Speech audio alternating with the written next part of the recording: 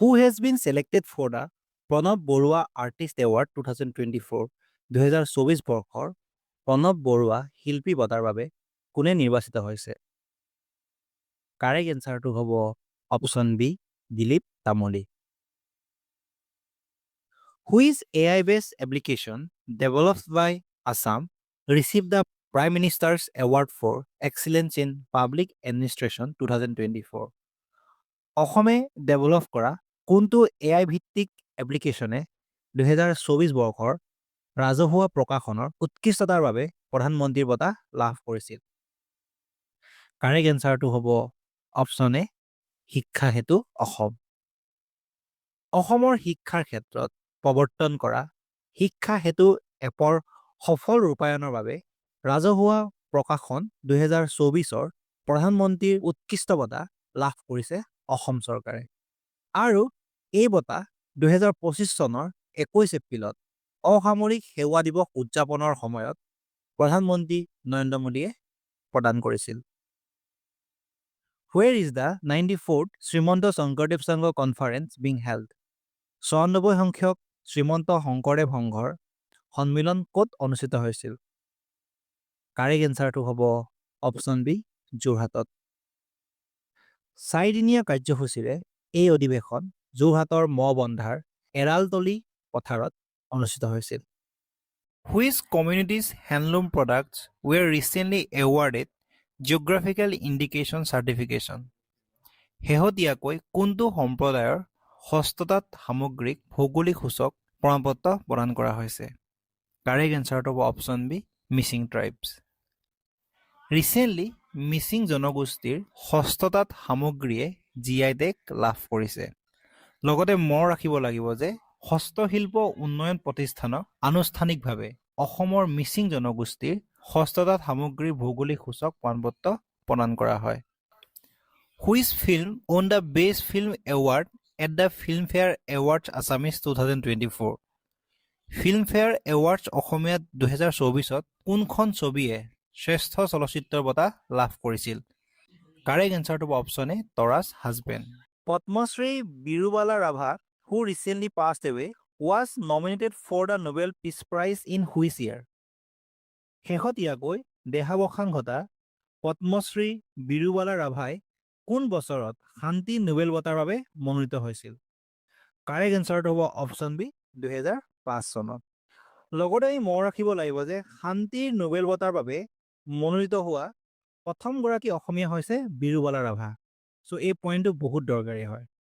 তেখেতে অসমত প্ৰচলিত বিভিন্ন অন্ধবিশ্বাস যেনে ডাইনী হত্যা আদিৰ বিৰুদ্ধে জনসাধাৰণৰ মাজত সচেতনা আনিবৰ বাবে চেষ্টা কৰিছিল। তেওঁ ভাৰত চৰকাৰে 2021 চনত চতুৰ্থ সৰ্বোচ্চ অসামৰিক সন্মান পদ্মশ্ৰী বঁটাৰে সন্মানিত কৰিছিল। Who received the Lifetime Achievement Award at the Education Eminence 2024 Award Ceremony? শিক্ষা এমিনেন্স 2024 বঁটা প্ৰদান অনুষ্ঠানত কোনে জীৱনজোৰা কৃতিত্ব বঁটা লাভ কৰিছিল? কাৰেক্ট এনচাৰটো হ'ব option D doctor Narendranath Dutta. Who was recently crowned Mrs. India Galaxy 2024? শেহতীয়াকৈ কোনে 2024 বৰ্ষৰ মিছেছ ইণ্ডিয়া গেলেক্সি খিতাপ লাভ কৰিছিল? কাৰেক্ট এনচাৰটো হ'ব অপশ্যন বি ৰিণিমা বৰা আগৰৱালা।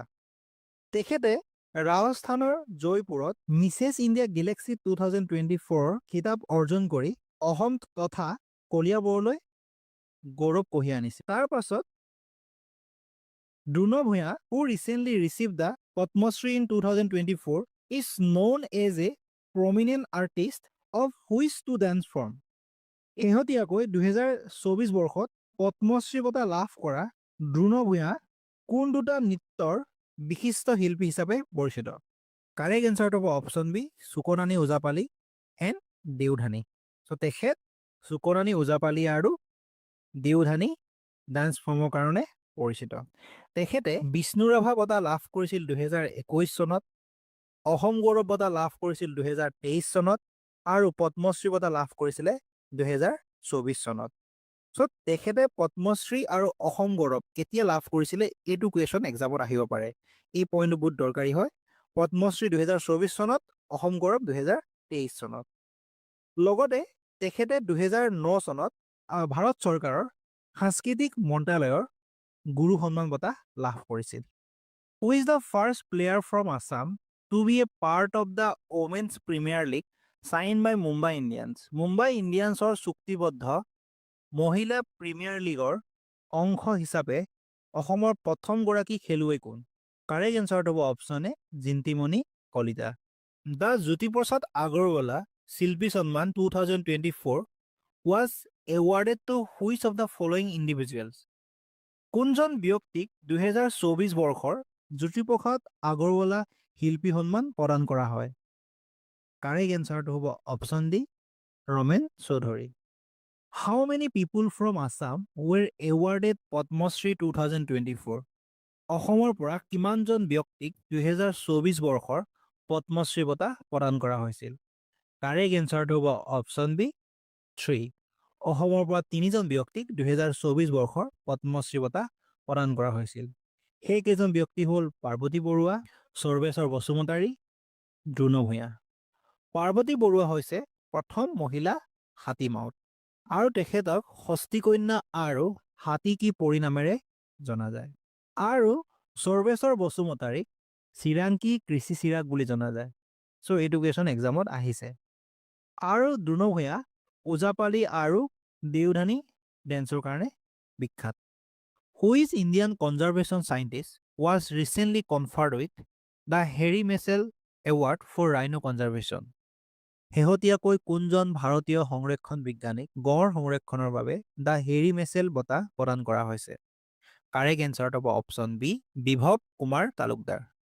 লগতে মনত ৰাখিব লাগিব যে তেখেত হৈছে জৈৱ বৈচিত্ৰ্য সংৰক্ষণ সংস্থা আৰণ্যকৰ প্ৰতিষ্ঠাপক মহাসচিব আৰু মুখ্য কাৰ্যবাহী বিষয়া। আন্তঃৰাষ্ট্ৰীয় প্ৰকৃতি সংৰক্ষণ সংঘ IUCNৰ স্পেচিছ ছাৰ্ভাইভেল কমিশ্যনে তেখেতক এই বঁটা প্ৰদান কৰিছে। Which district of Assam has been selected for the Best Fishery Sector Award in the Northeast? অসমৰ কোনখন জিলাই নৰ্থ ইষ্টৰ শ্ৰেষ্ঠ মীন খণ্ডৰ বঁটাৰে নিৰ্বাচিত হৈছে? কাৰেক্ট এনচাৰটো হ'ব অপশ্যন এ দৰং জিলা। লগতে মনত ৰাখিব লাগিব যে ৱৰ্ল্ড ফিচাৰী ডে অৰ্থাৎ বিশ্ব মীন দিৱসত অসমৰ পৰা দুটাকৈ ৰাষ্ট্ৰীয় মীন বঁটা লাভ কৰিছে। বিশ্ব মীন দিৱস পালন কৰা হয় 21 নৱেম্বৰত। চ' মনত ৰাখিব লাগিব এইটো। আৰু কেন্দ্ৰীয় চৰকাৰৰ মীন পশুপালন আৰু দুগ্ধ মন্ত্ৰালয়ৰ দ্বাৰা আয়োজিত এক অনুষ্ঠানত দৰং জিলাক উত্তৰ পূব আৰু পাৰ্বত্য ৰাজ্যসমূহৰ ভিতৰত শ্ৰেষ্ঠ মীন জিলা আৰু সৃজনী মীন উন্নয়ন সমবায় সমিতিক দেশৰ শ্ৰেষ্ঠ মীন পালন সমিতিৰ পুৰস্কাৰে সন্মানিত কৰা হৈছিলে। In the 2023 Swachh Survekshan Award, which city in Assam was recognized as the cleanest in the 25,000 to 50,000 population category? 2023 চনৰ স্বচ্ছ সুৰক্ষা বঁটাত অসমৰ কোনখন চহৰে 25,000ৰ পৰা 50,000ৰ জনসংখ্যাৰ শাখাত আটাইতকৈ পৰিষ্কাৰ হিচাপে স্বীকৃতি লাভ কৰিছিল? কাৰেক্ট এনচাৰটো হ'ব অপশ্যন বি গোলাঘাট জিলা। In which field did Sri Dipen Borua receive the Assam Saurav Award 2024? Shri Dipen বৰুৱাক 2024 বৰ্ষৰ অসম সৌৰভ বঁটা কোনটো ক্ষেত্ৰত প্ৰদান কৰা হৈছে? কাৰেক্ট এনচাৰটো হ'ব option B art and culture, কলা আৰু সংস্কৃতিৰ ক্ষেত্ৰত। দ্য গীতিকবি Parbati Prasad Barua award 2024 was presented to which singer? গীতিকবি পাৰ্বতী প্ৰসাদ বৰুৱা বঁটা 2024 কোনজন ছিংগাৰক প্ৰদান কৰা হৈছে? কাৰেক্ট এনচাৰটো হ'ব option A Shashwati Bhattacharya. Which traditional craft from Assam recently received the Geographical Indication Tag in April 2025? 2025 চনৰ এপ্ৰিল মাহত অসমৰ কোনখন পৰম্পৰাগত শিল্পই শেহতীয়াকৈ ভৌগোলিক সূচক টেগ লাভ কৰিছে? কাৰেক্ট এনচাৰটো হ'ব অপশ্যন বি অসমীয়া গহনা, Assamese jewellery. In which city were the 2024 Khelo India University Games recently held? 2024 চনৰ খেলো ইণ্ডিয়া ইউনিভাৰ্চিটি গেমছ শেহতীয়াকৈ কোনখন চহৰত অনুষ্ঠিত হৈছিল? কাৰেক্ট এনচাৰটো হ'ব অপশ্যন ডি গুৱাহাটী। কেন্দ্ৰীয় যুৱ পৰিক্ৰমা আৰু ক্ৰীড়া মন্ত্ৰী অনুৰাগ সিং ঠাকুৰে খেলো ইণ্ডিয়া ইউনিভাৰ্চিটি গেমছৰ চতুৰ্থ সংস্কৰণখন গুৱাহাটী সৰুসজাই ষ্টেডিয়ামত উদ্বোধন কৰিছিল আৰু এই গেমছৰ মাস্কট আছিল অস্থলক্ষ্মী। এইটো এক্সাম পইণ্ট অফ ভিউ বহুত ইম্পৰ্টেণ্ট। আৰু এই গেমছত চণ্ডীগড় ইউনিভাৰ্চিটিয়ে প্ৰথম স্থান লাভ কৰিছিল। লগতে মনত ৰাখিব লাগিব যে প্ৰথম খেলো ইণ্ডিয়া ইউনিভাৰ্চিটি গেমছ অনুষ্ঠিত হৈছিলে উৰিষ্যাত 2020 চনত। এই গোটেইকেইটা পইণ্ট এক্সামৰ কাৰণে বহুত important. Who was appointed as the Chief Commissioner of the Assam State Commission for the Right to Public Services? জনসাধাৰণৰ অধিকাৰৰ অসম ৰাজ্যিক আয়োগৰ মুখ্য আয়ুক্ত হিচাপে কাক নিযুক্তি দিয়া হৈছিল? কাৰেক্ট এনচাৰটো হ'ব option B, doctor Sujoylal Thaosen.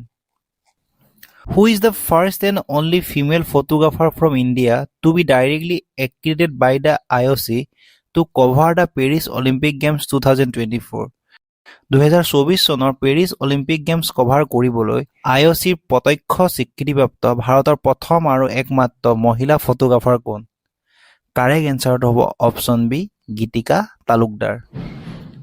Who was honored with Assam's highest civilian award, Assam Vaibhav 2023? অসমৰ সৰ্বোচ্চ অসামৰিক বঁটা অসম ভৈৰৱ 2023 কাক সন্মানিত কৰা হৈছিল? কাৰেক্ট এনচাৰটো হ'ব অপশ্যন চি, ৰঞ্জন গগৈ। লগতে মনত ৰাখিব লাগিব যে অসমৰ সৰ্বোচ্চ অসামৰিক বঁটা হ'ল অসম ভৈৰৱ। প্ৰথম অসম ভৈৰৱ বঁটা প্ৰদান কৰা হৈছিল ৰতন টাটাক 2021 চনত আৰু ছেকেণ্ড অসম ভৈৰৱ বঁটা প্ৰদান কৰা হৈছিল তপন শইকীয়াক 2022 চনত আৰু থাৰ্ড আৰু লেটেষ্ট 2023 চনত অসম ভৈৰৱ বঁটা প্ৰদান কৰা হৈছিল ৰঞ্জন গগৈক। ৰঞ্জন গগৈ ভাৰতৰ 46তম মুখ্য ন্যায়াধীশ আছিল, 46 চিফ জাষ্টিচ অফ ইণ্ডিয়া। তেখেতৰ পিতৃ কেশৱ চন্দ্ৰ গগৈ অসমৰ প্ৰাক্তন মুখ্যমন্ত্ৰী আছিলে। লগতে তেখেতে ৰচনা কৰা জাষ্টিচ ফৰ দ্য জাজ নামৰ গ্ৰন্থখন এক্সামৰ কাৰণে বহুত দৰকাৰী। এক্সামত আহে যে জাষ্টিচ ফৰ দ্য জাজ এন অট'বায়'গ্ৰাফি কোনে ৰচনা কৰিছিল? এনচাৰটো হ'ব ৰঞ্জন গগৈ। এতিয়া আমি কেইটামান গুৰুত্বপূৰ্ণ MCQ কুইকলি ডিছকাছ কৰিম। ভাৰতৰ প্ৰধানমন্ত্ৰী নৰেন্দ্ৰ মোদীৰ সহ অধ্যক্ষতাত অনুষ্ঠিত হোৱা 2025 বৰ্ষৰ AI এক্সন সামিট ক'ত অনুষ্ঠিত হৈছিল? কাৰেক্ট এনচাৰটো হ'ব অপশ্যন বি, ফ্ৰান্সৰ পেৰিছত। ৰিচেণ্টলি এক্সপানশ্যন কৰাৰ পাছত ওৰাং ৰাষ্ট্ৰীয় উদ্যানৰ মুঠ ক্ষেত্ৰফল কিমান হ'ল? কাৰেক্ট এনচাৰটো হ'ব option D, 300 kilometre square. Charaideo মৈদামৰ ইউনেস্কোৰ বিশ্ব ঐতিহ্য ক্ষেত্ৰৰ প্ৰমাণপত্ৰ আনুষ্ঠানিকভাৱে কোনে গ্ৰহণ কৰিছিল? কাৰেক্ট এনচাৰটো হ'ব অপশ্যন চি, বিমল বৰাই। কোনটো সন্ত্ৰাসবাদী আক্ৰমণৰ প্ৰতিশোধ হিচাপে অপাৰেশ্যন সিন্দুৰ আৰম্ভ কৰা হৈছিল? কাৰেক্ট এনচাৰটো হ'ব option C, Pahalgam terror attack. তাৰ পাছত মানৱ হাতী সংঘাত লাঘৱ কৰিবলৈ অসম চৰকাৰে তলৰ কোনখন জিলাত গজমিত্ৰ আঁচনি আৰম্ভ কৰিছে? কাৰেক্ট এনচাৰটো হ'ব অপশ্যন এ, গোৱালপাৰা, ওদালগুৰি, নগাঁও, বাক্সা আৰু শোণিতপুৰ জিলাত। ৭৭ সংখ্যক অসম সাহিত্য সভাৰ দ্বিবাৰ্ষিক অধিৱেশন ক'ত অনুষ্ঠিত হৈছিল? কাৰেক্ট এনচাৰটো হ'ব অপশ্যন বি, পাঠশালা। ভাৰতৰ প্ৰথম ৰিভাৰ ডলফিন ছাৰ্ভে অনুসৰি অসমত কিমান ডলফিনৰ তথ্য পোৱা গৈছে? কাৰেক্ট এনচাৰটো হ'ব option D, 635। Recently Rana Pratap কলিতাক অসম ভৈৰৱ বঁটা প্ৰদান কৰা হৈছে। চ' কুৱেশ্যনটো হ'ল যে প্ৰথম অসম ভৈৰৱ বঁটা কোনে লাভ কৰিছিল? কাৰেক্ট এনচাৰটো হ'ব অপশ্যন চি, ৰতন টাটাই। বিশ্বৰ প্ৰথমটো বইলাৰলেছ চুগাৰকেন প্লেণ্ট ক'ত স্থাপন কৰা হৈছে? কাৰেক্ট এনচাৰটো হ'ব অপশ্যন বি, বামুণগাঁও, হোজাই ডিষ্ট্ৰিক্টৰ বামুণগাঁৱত। ছেইণ্ট মাৰ্টিন দ্বীপটোৰ বিষয়ে ৰিচেণ্টলি নিউজত আহি আছে আৰু ছেইণ্ট মাৰ্টিন দ্বীপ হৈছে বাংলাদেশৰ একমাত্ৰ প্ৰবাল প্ৰাচীৰ দ্বীপ হয়। Only coral reef island of Bangladesh. কুৱেশ্যনটো হ'ল যে এই দ্বীপটো ক'ত অৱস্থিত? কাৰেক্ট এনচাৰটো হ'ব অপশ্যন বি, বে অফ বেংগলত। 2025 বৰ্ষত পদ্মশ্ৰী বঁটা লাভ কৰা গীতা উপাধ্যায়ৰ বিষয়ে তলৰ কোনটো ষ্টেটমেণ্ট শুদ্ধ নহয়? অপশ্যন এত কোৱা হৈছে যে তেওঁ 2024 চনত সাহিত্য একাডেমী বঁটা লাভ কৰিছিল। চ' এই পইণ্টটো ৰং আছে, কাৰণ তেখেতে 2016 চনতহে সাহিত্য একাডেমী বঁটা লাভ কৰিছিল। চ' কাৰেক্ট এনচাৰটো হ'ব option A. One nation one port ইনিচিয়েটিভটো কোনটো মন্ত্ৰালয়ে লঞ্চ কৰিছে? কাৰেক্ট এনচাৰটো হ'ব option B, ministry of port, shipping and waterways. সম্প্ৰীতি 11 ভাৰত আৰু কোন দেশৰ যৌথ সামৰিক অনুশীলন?